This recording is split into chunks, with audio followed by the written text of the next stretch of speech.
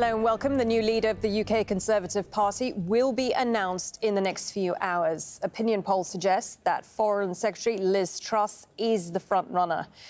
Truss and former Chancellor Rishi Sunak have been campaigning for months to lead the governing Conservatives. The winner will replace Boris Johnson, who will submit his resignation to the Queen on Tuesday.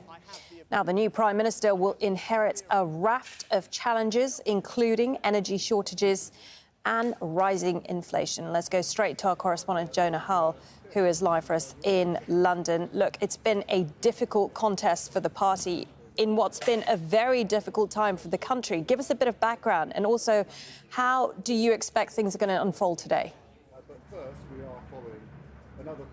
Well, it has been an almost 2-month political transition, high stakes, high drama from the old Prime Minister to the new, and we are very nearly there. A result expected in the next couple of hours. It began, of course, on July the 7th with the resignation of Boris Johnson off the back of the so-called Partygate affair, illegal gatherings in Downing Street and other government buildings during periods of lockdown. That set in train a leadership contest featuring candidates from every faction of a deeply divided party, eventually whittled down to a race between Rishi Sunak, the former Chancellor, and Liz Truss, the Foreign Secretary. She is the favourite to win, to have secured a majority of votes among an estimated 160,000 Conservative Party members who are making this choice, a tiny sliver of the wider electorate. Of course, their decision will be made known in about 3 or 4 hours' time now as to who the next leader of the Conservative Party will be, to go on, of course, on Tuesday to succeed Boris Johnson as Prime Minister after meeting the Queen. And whoever that person is, Truss or indeed Sunak,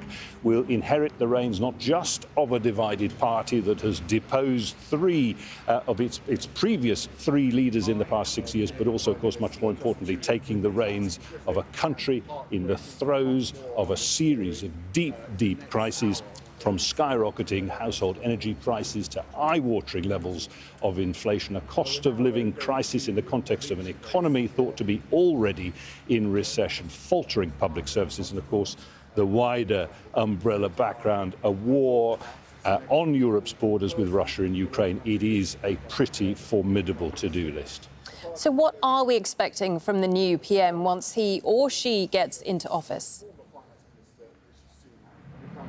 Well, as I said, whoever that person is will have one priority, and a very, very immediate one, and that is to get to grips with these multiple domestic problems. Inflation that is predicted to hit 20% by the end of the year. Energy prices that by January next year could be triple what they were a year ago. Strikes across public sectors, a faltering health service. 1 in 8 Britons now on NHS waiting lists. And all the while, this cost of living crisis spiralling. Winter is coming. Heating will become more expensive. Eating will become more expensive. Many families may have to choose between them. It is a grim contest. Rishi Sunak has been pretty clear-eyed about the extent of it, calling it a genuine emergency, promising help to those who need it most. Liz Truss has promised it a package of help within a week of taking office if she does so. And in her acceptance speech, if it happens, she said that hard decisions will be required. Some of them will be unpopular, but she's promised honesty about what is required. And that issue, honesty, of course, something that the still current Prime Minister Boris Johnson has frequently been charged with not being. Indeed. Jonah Hull there for us in London. We'll be speaking to Jonah throughout the course of the morning. We are expecting that decision at 11:30 GMT. We will, of course, bring it to you here on Al Jazeera. Now, Kenya's Supreme Court is due to deliver its